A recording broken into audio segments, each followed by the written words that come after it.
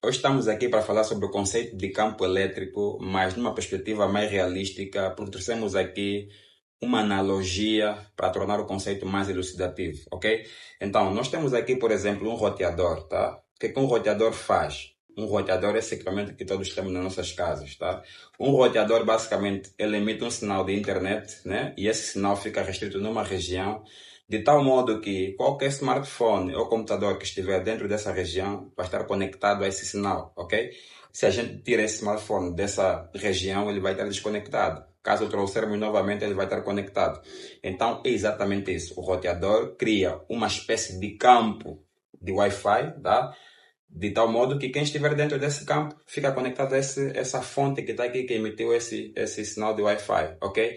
Então, o conceito de campo elétrico é idêntico, ou seja, é análogo a esse sistema, ok? Como assim análogo? Vejamos.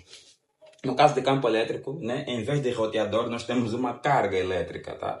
O que essa carga faz? Essa carga vai emitir um sinal, digamos assim, tá? E esse sinal vai ficar restrito numa região. Só que esse sinal que essa carga emite é exatamente um sinal elétrico. Ao passo que no roteador nós temos um sinal de Wi-Fi, nós temos aqui um sinal elétrico, tá?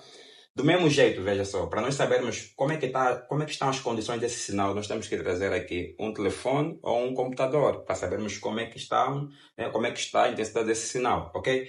Então, aqui também, se quisermos saber a intensidade do sinal gerado pela carga Q, nós temos que trazer aqui uma carga de prova, tá? E essa carga de prova vai servir para nós definirmos ali ou sabermos a intensidade do campo elétrico, tá? Para sabermos o quão fraco ou o quão forte está o campo elétrico, ok?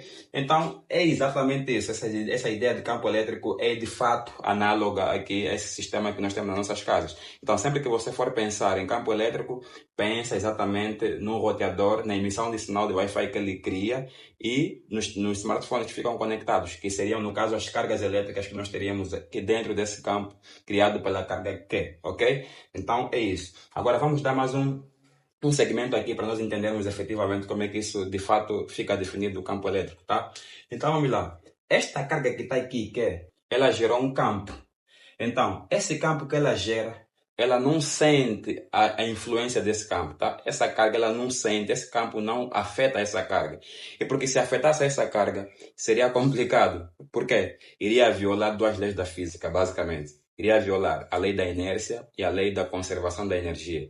Então, esta carga ela não pode ser afetada pelo campo que ela gera, tá? Do mesmo modo que, digamos assim, o roteador, basicamente, nós não conseguimos saber exatamente quais são as condições do sinal que ele cria, né? Nós temos que ter um telefone ou um computador para nós sabermos isso, ok? Então, embora que aqui nesse caso não iria violar nenhuma lei da física, né? Então, mas no caso da carga elétrica, sim, iria violar aqui algumas leis da física, ok?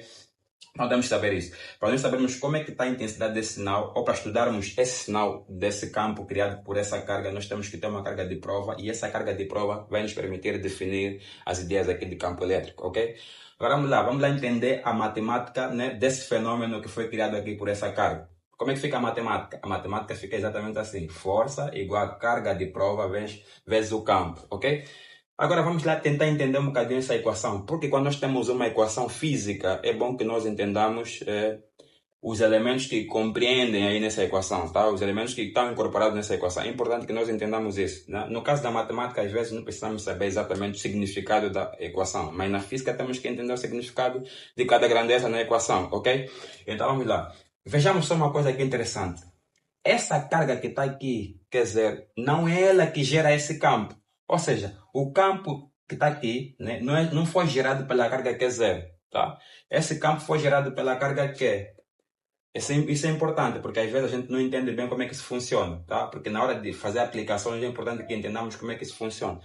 Então, este campo que está aqui, esse campo elétrico, não foi gerado pela carga Q0. Esse campo foi gerado pela carga Q, ok? E essa força está ser aplicada exatamente na carga Q0 pelo fato de existir um campo elétrico E, tá? Então, é importante que nós entendamos isso, tá? Por quê? Porque nós já explicamos anteriormente que essa carga que está aqui, ela não mensura o campo elétrico que ela gera. Quem vai mensurar esse campo elétrico, ou quem vai fazer parte da mensuração, é exatamente a carga Q0.